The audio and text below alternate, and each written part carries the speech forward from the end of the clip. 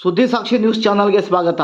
ನೆರೆಯ ರಾಷ್ಟ್ರ ಬಾಂಗ್ಲಾದೇಶದಲ್ಲಿ ಅಲ್ಪಸಂಖ್ಯಾತ ಹಿಂದೂಗಳ ಮೇಲೆ ಅಲ್ಲಿನ ಬಹುಸಂಖ್ಯಾತರಾದ ಜಿಹಾದಿ ಮನಸ್ಸಿನ ಮುಸ್ಲಿಮರು ನಡೆಸುತ್ತಿರುವ ಹಿಂಸಾಚಾರ, ಅತ್ಯಾಚಾರ, ಲೂಟಿ ಕೃತ್ಯಗಳನ್ನು ವಿರೋಧಿಸಿ ಬೆಂಗಳೂರಿನಲ್ಲಿ ಹಿಂದೂ ರಾಷ್ಟ್ರ ಜಾಗೃತಿ ಆಂದೋಲನದ ಹೆಸರಿನಲ್ಲಿ ಕಟ್ಟರ್ ಹಿಂದೂವಾದಿ ಪುನೀತ್ ಕೆರೆಹಳ್ಳಿ ಅವರ ನೇತೃತ್ವದಲ್ಲಿ ವಿವಿಧ ಹಿಂದೂ ಸಂಘಟನೆಗಳ ಕಾರ್ಯಕರ್ತರು ಸಂತ್ರಸ್ತ ಬಾಂಗ್ಲಾದೇಶದ ಹಿಂದೂಗಳ ಪರವಾಗಿ ಧ್ವನಿ ಎತ್ತಿ ಪ್ರತಿಭಟನೆ ನಡೆಸಿ ಈ ಕೂಡಲೇ ಕೇಂದ್ರ ಸರ್ಕಾರ ಬಾಂಗ್ಲಾ ಹಿಂದೂಗಳ ಪರವಾಗಿ ಧ್ವನಿ ಎತ್ತಬೇಕೆಂದು ಆಗ್ರಹಿಸಿದರು. ಭಾರತ್ ಮಾತಾ ಕಿ ಭಾರತ್ ಮಾತಾ ಕಿ ರಕ್ತದ ಕಣ ಕಣ ಕುದಿಯುತ್ತಿದೆ, ರಕ್ತದ ಕಣ ಕಣ ಕುದಿಯುತ್ತಿದೆ, ರಕ್ತದ ಕಣ ಕಣ ಕುದಿಯುತ್ತಿದೆ. ಸ್ನೇಹಿತರೆ, ಇಂದು ದೇಶದ ಯಾವುದೇ ಮೂಲೆಯಲ್ಲಿರಲಿ, ವಿಶ್ವದ ಯಾವುದೇ ಮೂಲೆಯಲ್ಲಿರಲಿ, ಒಬ್ಬ ಹಿಂದೂವಿಗೆ ತೊಂದರೆ ಆಗಿದೆ ಅಂತ ಅಂದ್ರೆ ಆತ ನನ್ನ ಸ್ನೇಹಿತನಾಗಿರ್ಬೋದು, ಆತ ನನ್ನ ಬಂಧು ಆಗಿರ್ಬೋದು, ಬಳಗ ಆಗಿರ್ಬೋದು, ಆತ ಯಾರೇ ಇರಲಿ, ಆತ ನನ್ನ ಸಹೋದರ ಅಂತ ತಿಳಿಬೇಕಾಗಿರೋದು ಹಿಂದೂಗಳ ಮೊದಲ ಕರ್ತವ್ಯ. ಇವತ್ತು ನಾವು ಪಕ್ಕದ ಮನೆಯವ್ರ ಜೊತೆ ಮಾತಾಡ್ಬೇಕಾದ್ರೆ ಎಕ್ಸ್ಕ್ಯೂಸ್ ಮೀ ಅಂತೀವಿ, ದೇವಸ್ಥಾನಕ್ಕೆ ಹೋದ್ರೆ ಜಾಗ ಬೇಕು ಅಂದ್ರೆ ಎಕ್ಸ್ಕ್ಯೂಸ್ ಮೀ ಅಂತೀವಿ. ಇದು ನಮ್ಮ ಹಿಂದೂಗಳ ಪರಿಸ್ಥಿತಿ. ಇವತ್ತು ಪಾಕಿಸ್ತಾನದಿಂದ ಏನಾದ್ರೂ ಮಾರ್ಕೆಟ್ಗೆ ಬಂದ್ರೆ ಮಸೀದಿ ಒಳಗಡೆ ಅಣ್ಣ ತಮ್ಮ ಅಂತ ಮಾತಾಡ್ತಾರೆ. ಇಲ್ಲೇ ವಿಜಯನಗರ ತೀರಲ್ಲಿರೋನು ಬಸವೇಶ್ವರ ನಗರಕ್ಕೆ ಬಂದ್ರೆ ನಿಮ್ಮ ಹೆಸರೇನು ಅಂತ ಕೇಳಬೇಕಾದ ಪರಿಸ್ಥಿತಿಯಲ್ಲಿ ನಾವು ಹಿಂದೂಗಳಿದ್ದೀವಿ. ಅದಕ್ಕೆ ನಮಗೆ ಈ ಪರಿಸ್ಥಿತಿ ಬರ್ತಾ ಇರೋದು.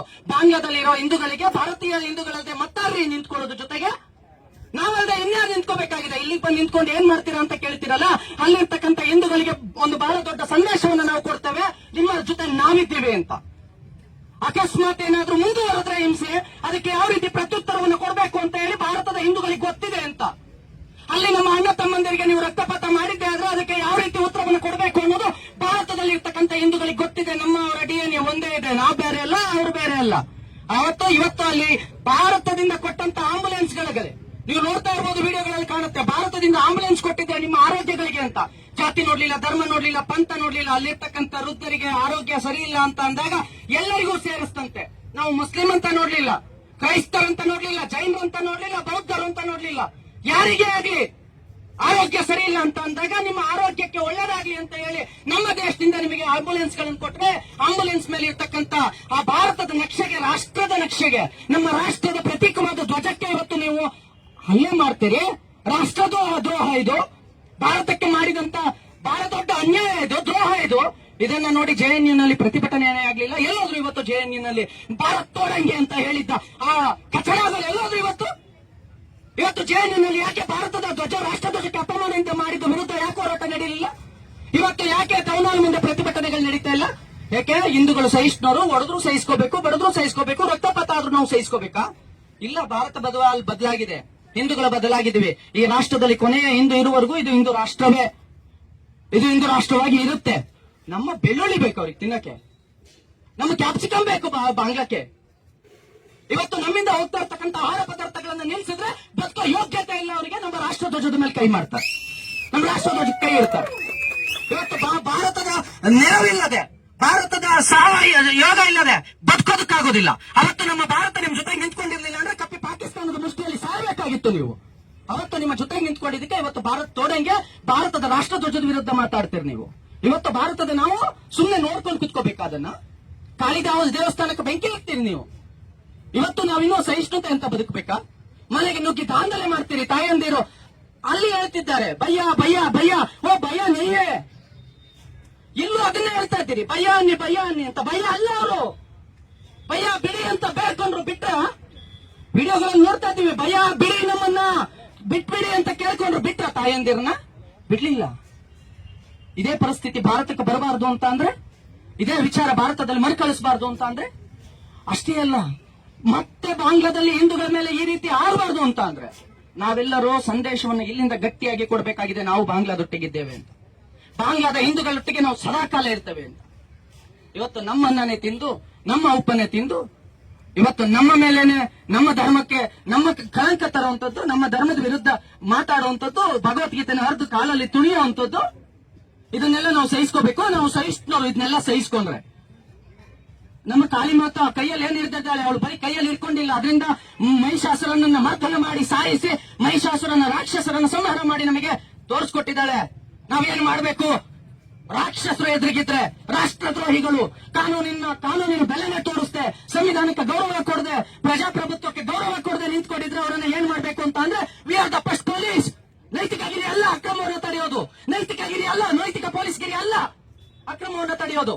ಕಾನೂನು ಬಾಹಿರ ಚಟುವಟಿಕೆ ನಡೀತಾ ಇದ್ರೆ ಅದನ್ನ ತಡೆಯೋದು ಪೊಲೀಸ್ ನೈತಿಕಗಿರಿ ಅಲ್ಲ, ಅದು ಈ ಪ್ರಜೆಯ ಕರ್ತವ್ಯ.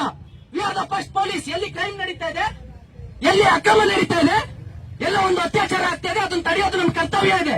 ಯಾರು ಹೇಳಿದ್ದು ಅದನ್ನ ನೈತಿಕ ಪೊಲೀಸ್ಗಿರಿ ಅಂತ? ಆ ಹೇಳೋನು ಮುಟ್ಟಾಳ ಇರ್ತಾನೆ. ಸಂವಿಧಾನದಲ್ಲಿ ಆರ್ಟಿಕಲ್ 52 ಏನ್ ಹೇಳುತ್ತೆ? ಯಾವುದೇ ಪ್ರಜಾಪ್ರಭುತ್ವವನ್ನು ರಕ್ಷಣೆ ಮಾಡೋದು, ಆ ದೇಶದ ಪ್ರಜೆಯನ್ನ ರಕ್ಷಣೆ ಮಾಡೋದು ನಮ್ಮ ಕರ್ತವ್ಯ ಇದೆ. ಆದ್ರೆ ಇದನ್ನೆಲ್ಲ ಮರ್ತಿರೋ ನಾವುಗಳು ಇವತ್ತು ಮತ್ತೆ ಸಹಿಷ್ಣುತೆ ಅಂತ ಹೇಳಿ ಬದುಕ್ತೀವಿ. ಸಹಿಷ್ಣುತೆ ಎಲ್ಲಿ ಅಂತ ಅಂದ್ರೆ ಎಲ್ಲಿ ಸಹಿಷ್ಣುಗಳಿರ್ತಾರೋ ಅಲ್ಲಿ ಸಹಿಷ್ಣುತೆ. ವಿಕೃತಿಯನ್ನು ಮೆರಿತಾ ಇರೋರ ಜೊತೆ ನಾವು ಯಾವ ರೀತಿ ಮಾತಾಡೋಣ? ಏನು ಹೋಗಿ ಅಣ್ಣ ತಮ್ಮ ಅನ್ಲಿಕ್ಕಾಗತ್ತಾ? ದೇವಸ್ಥಾನಗಳಿಗೆ ಬೆಂಕಿ ಇಟ್ಟಾಯ್ತು, ಕಡ್ದು ಬಡ್ದು ನೇತಾಕಾಯ್ತು, ಆದ್ರೂ ಕೂಡ ನಾವು ಇನ್ನೂ ಕೂಡ ಸಹಿಷ್ಣುತೆ ನಾವು ಯಾರು ಕೂಡ ಅದು ಬಾಂಗ್ಲಾಗ್ತಾನೆ ಆಗಿರೋದು. ಭಾರತ ಕಲ್ವಲ್ಲ ಅನ್ಕೊಂಡಿದ್ರೆ ಕಾಲಿಗಂತಿದ್ ಗ್ಯಾಂಗ್ರೀನು ಮುಖದವರೆಗೂ ಬರುತ್ತೆ, ತಲೆವರೆಗೂ ಹೋಗುತ್ತೆ, ಮೆದುಳಿಗೆ ಹೋಗಿ ಸಾಯ್ಬೇಕಾದ ಪರಿಸ್ಥಿತಿನೂ ಬರುತ್ತೆ. ಅಫ್ಘಾನಿಸ್ತಾನ ಕಳ್ಕೊಂಡ್ವಿ, ಬಾಂಗ್ಲಾದೇಶ ಕಳ್ಕೊಂಡ್ವಿ, ಪಾಕಿಸ್ತಾನ ಕಳ್ಕೊಂಡ್ವಿ, ನೆರೆ ರಾಷ್ಟ್ರಗಳನ್ನೆಲ್ಲ ಕಳ್ಕೊಂಡ್ವಿ. ಭಾರತಕ್ಕೇನು ತೊಂದರೆ ಇಲ್ಲ ಅಂತ ಕುಳಿತುಕೊಂಡಿದ್ದೀವಿ. ಬೆಂಗಾಲ್ ಅದೇ ರೀತಿಯಾಗಿದೆ, ಬಿಹಾರ ಅದೇ ರೀತಿಯಾಗಿದೆ, ಕೇರಳ ಅದೇ ರೀತಿಯಾಗಿದೆ. ಕೇರಳದಲ್ಲಿ ಒಬ್ಬ ಹಿಂದೂ ಡಿಸಿ ಆಗೋತ್ತಿಗೆ ಹೋರಾಟ ಮಾಡಿ ಹಿಂದೂ ಡಿಸಿ ಆಗಬಾರ್ದು ಅಂತ ಅಂದ್ರು. ಇದು ಅಸಹಿಷ್ಣುತೆ. ಇಲ್ಲೇ ಶಿಯಾದಲ್ಲಿ ನಮ್ಮ ಫೀಲ್ಡ್ ಒಂದು ಬಹಳ ದೊಡ್ಡ ಕ್ರೀಡಾಂಗಣ ಇದೆ. ಕ್ರೀಡಾಂಗಣದಲ್ಲಿ ಉರ್ದು ಶಾಲೆ ಇದೆ ಅನ್ನೋ ಕಾರಣಕ್ಕೆ ಅಲ್ಲಿ ರೈತರನ್ನ ಬಂದು ವ್ಯಾಪಾರ ಮಾಡ್ತಾ ಇದ್ದದ್ದು, ಆಟ ಆಡ್ತಾ ಇದ್ದಂತ ವ್ಯಕ್ತಿಗಳನ್ನ ಓಡಿಸಿದ್ರು. ಇದು ಅಸಹಿಷ್ಣುತೆ. ಇದನ್ನ ನಾವೆಲ್ಲ ಒಪ್ಕೊಂಡು ಇನ್ನು ನಾವು ಸಹಿಷ್ಣುತೆ ಅಂತ ಹೇಳ್ಕೊಂಡು ಬದುಕಬೇಕಾ? ಧರ್ಮ ಯಾವಾಗ ಕಾಪಾಡಬೇಕು ಅಂತ ಅಂದ್ರೆ ಧರ್ಮಕ್ಕೆ ಧಕ್ಕೆ ಬಂದಾಗ, ಕೃತಜ್ಞತೆ ಯಾರು ಕೃತಜ್ಞಹೀನರಾಗಿದ್ದಾರೋ ಅವರು ಧರ್ಮಕ್ಕೆ ಆಪೋಸಿಟ್ ಇದ್ದಾರೆ ಅಂತಾನೆ ಅರ್ಥ, ಧರ್ಮಕ್ಕೆ ವಿರುದ್ಧ ಇದ್ದಾರೆ ಅಂತಾನೆ ಅರ್ಥ. ನಾವಿವತ್ತು ತಾಯಿಗೆ ನಮಸ್ಕಾರ ಮಾಡ್ತೀವಿ, ಧರ್ಮ ಅದು. ಯಾಕೆಂದ್ರೆ ತಾಯಿ ನಮಗೆ ಜನ್ಮ ಕೊಟ್ಟಿದ್ದಾಳೆ, ಭೂತಾಯಿ ನಮಗೆ ಜನ್ಮ ಕೊಟ್ಟಿದ್ದಾಳೆ, ಭೂತಾಯಿಗೆ ನಮಸ್ಕಾರ ಮಾಡ್ತೀವಿ. ಗಂಗಾ ಮಾತೆ ನಮ್ಮ ಪಾಪ ತೊಳಿತಾಳೆ, ಗಂಗಾ ಮಾತೆಗೆ ನಾವು ನಮಸ್ಕಾರ ಮಾಡ್ತೀವಿ. ನಿಸರ್ಗವನ್ನ ಪೂಜೆ ಮಾಡ್ತೀವಿ. ಯಾರು ಇದಕ್ಕೆ ಪ್ರತಿರೋಧವನ್ನು ವ್ಯಕ್ತಪಡಿಸ್ತಾರೋ, ಯಾರು ಕೃತಜ್ಞಹೀನರಾಗಿ ಬದುಕ್ತಾರೋ ಅವರನ್ನ ನಾವು ದಂಡಿಸಬೇಕಾಗಿರೋದು, ಅವರನ್ನ ನಾವು ಹೋರಾಟ ಮಾಡಿ ಪ್ರತಿಭಟಿಸಿ ಅದನ್ನ ಖಂಡಿಸಬೇಕಾಗಿರೋದು ನಮ್ಮೆಲ್ಲರ ಧರ್ಮ ಸಿದ್ಧ ಹಕ್ಕು. ಧರ್ಮವನ್ನ ಮರೆತ್ರೆ ನಾವು ಬದುಕಲಿಕ್ಕಾಗೋದಿಲ್ಲ. ಧರ್ಮವನ್ನ ಬಿಟ್ರೆ ಯಾವ ಕಾನೂನು ನಿಮ್ಮನ್ನ ರಕ್ಷಣೆ ಮಾಡೋದಿಲ್ಲ, ನೆನ್ಪಿಟ್ಕೊಳ್ಳಿ. ಯಾವ ಕಾನೂನು ನಿಮ್ಮನ್ನ ರಕ್ಷಣೆ ಮಾಡೋದಿಲ್ಲ ಧರ್ಮವನ್ನ ಬಿಟ್ರೆ. ಧರ್ಮ ಮಾತ್ರವೇ ನಿಮ್ಮನ್ನ ರಕ್ಷಣೆ ಮಾಡುತ್ತೆ. ಧರ್ಮದಿಂದ ಮಾತ್ರವೇ ವಿಶ್ವಕ್ಕೆ ಶಾಂತಿ ಕೂಡ. ಆ ಧರ್ಮವನ್ನ ಪ್ರತಿಪಾದಿಸುವುದು ನಿಮ್ಮೆಲ್ಲರ ಆದ್ಯ ಕರ್ತವ್ಯ. ನಾವಿವತ್ತೆಲ್ಲರೂ ಕೂಡ ಇಲ್ಲಿಗೆ ಬಂದು ನಿಂತ್ಕೊಂಡು ಹೇಳ್ತಾ ಇದ್ದೀವಿ, ಸ್ಟಾಪ್ ವೈಲೆನ್ಸ್ ಅಗೇನ್ಸ್ಟ್ ಹಿಂದೂ. ಅದು ಬಾಂಗ್ಲಾದಲ್ಲಾಗಿರ್ಬೋದು, ಬೇರೆ ಯಾವುದೇ ವಿಶ್ವದ ಯಾವುದೇ ಮೂಲೆಯಲ್ಲಾಗಿರ್ಬೋದು, ಹಿಂದೂಗಳ ಮೇಲೆ ವೈಲೆನ್ಸ್ ನಡೆದ್ರೆ ಅದಕ್ಕೆ ತಕ್ಕ ಉತ್ತರವನ್ನು ಕೊಡ್ಲಿಕ್ಕೆ ನಾವು ಸಿದ್ಧರಿದ್ದೇವೆ. ನಮ್ಮನ್ನು ಹೆಚ್ಚು ಕೆಣಕಬೇಡಿ. ಇವತ್ತು ಬಾಂಗ್ಲಾದಲ್ಲೇ ನನ್ನ ಸಹೋದರ ಹಿಂದೂಗಳು ಸಿಡಿದಿದ್ದಾರೆ. ಏನಾಗ್ತಾ ಇದೆ ಅದಕ್ಕೆ ಉತ್ತರ ಅಂತ ಗೊತ್ತಿದೆ. ಹಿಂದೂಗಳಿಗೆ ಸಂಖ್ಯೆ ಮತ್ತು ಸೈನ್ಯದ ಅವಶ್ಯಕತೆ ಇಲ್ಲ. ಪೃಥ್ವಿರಾಜ್ ಚೌಹಾಣ್ ಅವರಿಂದ ಹಿಡಿದು ಶಿವಾಜಿ ಮಹಾರಾಜರವರೆಗೂ ನಾವು ತೋರಿಸಿದ್ದೀವಿ. ನೀವು ಲಕ್ಷ ಸಹಸ್ರ ಸಂಖ್ಯೆಯ ಸೈನ್ಯವನ್ನು ಹಿಡ್ಕೊಂಡು ಬಂದು ನಿಮ್ಮ ಎಡೆಮುರಿ ಕಟ್ಟಿಟ್ಟಿದ್ದೇವೆ. ನಮ್ಮ ಭಾರತದ ಸೈನ್ಯ ಆಗಿರ್ಬೋದು, ದೇಶದೊಳಗಿರ್ತಕ್ಕಂಥ ಪೊಲೀಸರಾಗಿರ್ಬೋದು, ನಿಮ್ಮನ್ನ ಎಲ್ಲಿವರೆಗೂ ಸಹಿಸ್ಕೋಬೇಕು ಅಲ್ಲಿವರೆಗೂ ಮಾತ್ರ ನಿಮ್ಮ ಜಿಹಾದಿ ಮನಸ್ಥಿತಿಗಳನ್ನು ಸಹಿಸಿಕೊಳ್ತಾರೆ. ತಿರುಗಿ ನಿಂತ್ಕೊಂಡ್ರೆ ನಿಮಗೆ ತಡ್ಕೊಳ್ಳೋ ಶಕ್ತಿಯೂ ಕೂಡ ಇಲ್ಲ. ಬಾಂಗ್ಲಾದಲ್ಲಿ ಅದು ನಡೀತಾ ಇದೆ, ನೀವು ನೋಡ್ತಾ ಇರಬಹುದು. ಅದೇ ರೀತಿ ನಾವೆಲ್ಲರೂ ಹಿಂದೂಗಳು ಒಗ್ಗಟ್ಟಾಗಿ ಇವತ್ತು ಜಾತಿ ಭೇದ ಮತ ಪಂಥಗಳನ್ನ ತೊರೆದು ಧರ್ಮದಲ್ಲಿ ನಾವು ಬದುಕಬೇಕಾಗಿದೆ. ಶ್ರೀಕೃಷ್ಣ ಹೇಳಿದ ಧರ್ಮದಲ್ಲಿ ನಾವೆಲ್ಲರೂ ಕೂಡ ಬದುಕೋಣ. ಇವತ್ತು ಇಂಥ ಒಂದು ಕಾರ್ಯಕ್ರಮವನ್ನ ಹಿಂದೂ ಜನ ಜಾಗೃತಿಯವರು ಮುಂದಾಳತ್ವ ತೆಗೆದುಕೊಂಡು ಎಲ್ಲ ಸಂಘಟನೆಯವರು, ಆಜಾದ್ ಸಂಘಟನೆ ಆಗಿರ್ಬೋದು, ಮತ್ತೆ ರಾಷ್ಟ್ರ ರಕ್ಷಣಾ ಪಡೆ ಆಗಿರ್ಬೋದು, ಬೇರೆ ಹಿಂದೂ ರಾಷ್ಟ್ರ ರಕ್ಷಣಾ ಪಡೆ ಆಗಿರ್ಬೋದು, ಎಲ್ಲರೂ ಕೂಡ ಸೇರಿದ್ದೀವಿ. ನಾವೆಲ್ಲರೂ ಕೂಡ ಇದೇ ರೀತಿ ಒಗ್ಗಟ್ಟಿನಲ್ಲಿ, ನಮ್ಮ ರಾಷ್ಟ್ರ ಧರ್ಮ ಸಂತೋಷ್ ಅಣ್ಣನೂ ಇದ್ದಾರೆ, ನಾವೆಲ್ಲರೂ ಕೂಡ ಇದೇ ರೀತಿಯಲ್ಲಿ ಮುಂದಿನ ದಿನಗಳಲ್ಲೂ ಕೂಡ ಒಗ್ಗಟ್ಟಾಗಿ ಹೋರಾಡಬೇಕು. ಎಲ್ಲೋ ಪ್ಯಾಲಿಸ್ತೇನದಲ್ಲಿ ಭಾರತದ ಅಲ್ಲದವನೊಬ್ಬ, ಭಾರತದ ಪರಂಪರೆನೇ ಅಲ್ಲ, ಇಲ್ಲಿ ಬಂದು ಹೇಳ್ತಾರೆ ವಿಧಾನಸೌಧ ನಮ್ದು ಅಂತ. ವಿಧಾನಸೌಧ ನಿಮ್ದು, ವಿಧಾನಸೌಧದ ಕೆಳಗಿರೋ ಆಸ್ತಿ ನಿಮ್ದು ಅನ್ನೋಕೆ ನೀವು ಇಲ್ಲಿಗೆ ಬಂದಾಗ ನಿಮ್ ಕೈಲಿ ಆಸ್ತಿನೇ ಇರಲಿಲ್ಲ. ಕೇರಳದಲ್ಲಿ ನಮ್ಮ ಹಿಂದೂ ಮಹಾರಾಜರು ನಿಮಗೊಂದು ಮಸೀದಿ ಕಟ್ಕೊಳ್ಳೋದಕ್ಕೆ ಅವಕಾಶ ಮಾಡಿಕೊಟ್ಟಿರ್ಲಿಲ್ಲ ಅಂದ್ರೆ ನಮ್ಮ ದೇಶದಲ್ಲಿ ಮಸೀದಿಗಳು ಇರ್ತಿರ್ಲಿಲ್ಲ, ಚರ್ಚ್ಗಳು ಇರ್ತಿರ್ಲಿಲ್ಲ. ಇವತ್ತು ಈ ದೇಶಕ್ಕೆ ಬಂದು ನನ್ನದು ಅದು ನಮ್ಮ ಹೊಕ್ಬಾರ್ದು ಅಂತ ಹೇಳ್ತೀರಾ. ಇವತ್ತು ವಿಧಾನಸೌಧ ನಮ್ದು ಅಂತೀರಿ, ನಾಳೆ ಹೈಕೋರ್ಟ್ ನಮ್ದು ಅಂತೀರಿ. ಇದು ನಡೆಯೋದಿಲ್ಲ ಭಾರತದಲ್ಲಿ ಇನ್ನು ಮುಂದೆ. ಇದಕ್ಕೆ ನಾವು ಪ್ರತಿಭಟನೆ ಅವಶ್ಯಕವಾಗಿದೆ. ಪ್ಯಾಲಿಸ್ತಾನ್ನಲ್ಲಿ ಯಾರೋ ಒಬ್ಬ ಏನೋ ಆಯ್ತು ಅಂತ ಅಂದ್ರೆ ಇಲ್ಲಿ ಹೋರಾಟ ಮಾಡೋರೆಲ್ಲ ಎಲ್ಲಿದ್ದಾರೆ? ನೀವು ಇದನ್ನ ಸೂಕ್ಷ್ಮವಾಗಿ ಗಮನಿಸಬೇಕು. ಅವರ ಮೈಂಡ್ ಸೆಟ್ ಏನಿದೆ, ಯಾವ ರೀತಿ ಹೋರಾಟ ಬರ್ತಾ ಇದೆ, ಭಾರತವನ್ನು ಮತ್ತೆ ಅಲ್ಲಿಗೆ ತಗೊಂಡು ಹೋಗ್ತಾ ಇದ್ದಾರೆ.